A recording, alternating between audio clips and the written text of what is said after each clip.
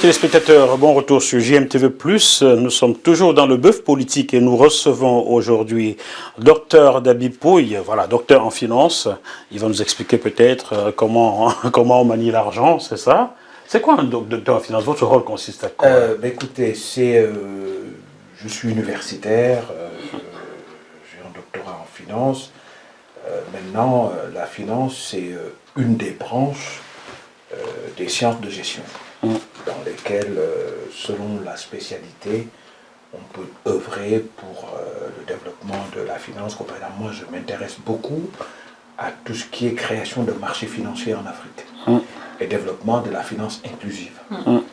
Et je pense qu'aujourd'hui, c'est un credo sur lequel il faudra qu'on travaille parce que nous ne pouvons pas dépendre éternellement des banques et de secteurs financiers, de banquiers, de financiers qui, depuis Londres, vont nous prêter éventuellement de l'argent à des taux extrêmement élevés. Et que quand effectivement les taux d'intérêt sont extrêmement bas au niveau international, il est tout à fait important qu'on puisse réfléchir sur comment faire en sorte qu'au niveau de nos pays où on a un énorme besoin de financement, qu'on puisse bénéficier de taux assez compétitifs pour justement mettre en place de véritables projets d'industrialisation de nos pays. Sur ce plan-là, votre pays est montré du bon doigt. Vous empruntez sur des bons marchés, comment on les appelle encore là? Oui, non, mais on emprunte sur des marchés. Vous n'êtes pas comme le Cameroun qui emprunte sous le manteau à des taux exorbitants. Le Sénégal plutôt bien loti. Oui, il emprunte à des taux, on va dire, comparativement bas par rapport en fait à certains autres pays africains. Mais la question, c'est au niveau international. C'est développer une certaine compétitivité sur le plan international.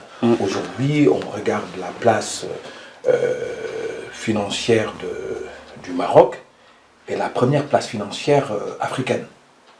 Maintenant, il faut développer au niveau de l'Afrique, notamment de l'Afrique noire, des places financières à taille critique d'efficience permettant de lever des fonds suffisamment importants pour faire face justement à des projets d'investissement au niveau de l'Afrique. Parce qu'on en a besoin, Alors, vous avez dit que vous êtes universitaire. Là, on essaie de mieux vous connaître sans vous le faire savoir, vous avez compris. Hein?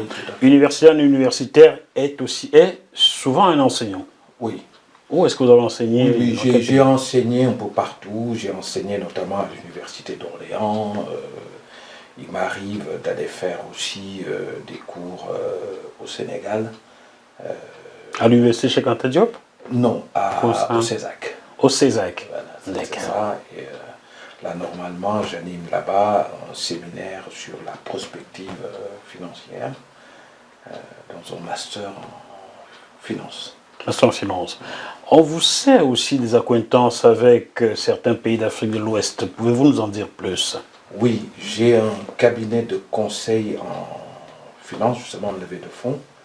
Et je suis avec un ami à moi, qui est Damo Justin Barrault, justement, avec qui on a créé une structure au Burkina Faso qui s'appelle Cogent Finance. Et bon, lui, c'était l'ancien gouverneur, l'ancien vice-gouverneur de la Banque centrale, et puis ensuite, il a été gouverneur par intérim. Et il était aussi dans le monde politique en tant que conseiller spécial de Blaise Compaoré. Très bien. C'était pour permettre aux téléspectateurs de bien vous situer, savoir qui vous êtes, car on dit de vous que vous avez un déficit d'image dans votre pays, le Sénégal. On ne vous connaît vraiment pas. Oui, parce que d'une manière générale, je fais partie de beaucoup d'Africains qui, il y a 30, 40, 50 ans, sont venus étudier en Occident, notamment en France.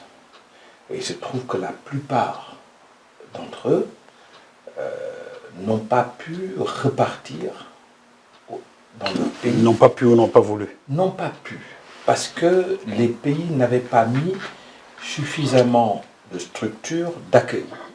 Parce que je pense que fondamentalement, la plupart de ces Africains, leur objectif c'est de pouvoir rentrer et se réaliser chez eux. Maintenant, c'est à condition d'avoir les moyens. C'est la raison pour laquelle, d'ailleurs, aujourd'hui, dans la politique que j'intègre, que je vais mettre en place, je vais intégrer la question du retour des Africains.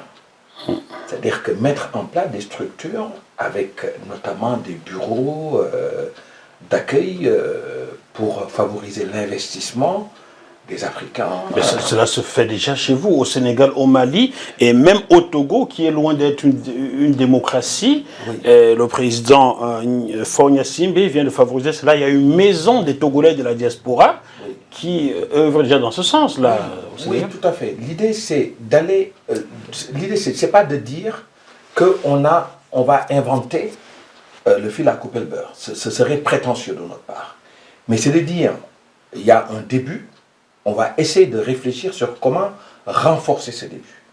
Et qu'aujourd'hui, beaucoup d'Africains, aujourd'hui, quand ils veulent aller en Afrique, c'est sur la base de copinage, sur la base d'amis, j'aimerais investir dans telle ou telle structure, je m'appuie sur des amis. Et aujourd'hui, le but, c'est de dire, je vais m'appuyer sur une structure étatique qui existe et qui est capable de m'accompagner dans la réalisation d'un objectif allant dans le sens de l'industrialisation de l'Afrique. Ouais. Nous sommes déjà dans votre vision pour le Sénégal, on reviendra dessus. Ce programme vous est proposé par Gespomi, votre nouvelle marque de chaussures mixtes à Paris. Contact 0033 753 45 50 63. Site internet www.gespomi.net. Email gespomi@yahoo.com. Ne manquez pas vos chaussures des rêves sur la place parisienne. Gespomi.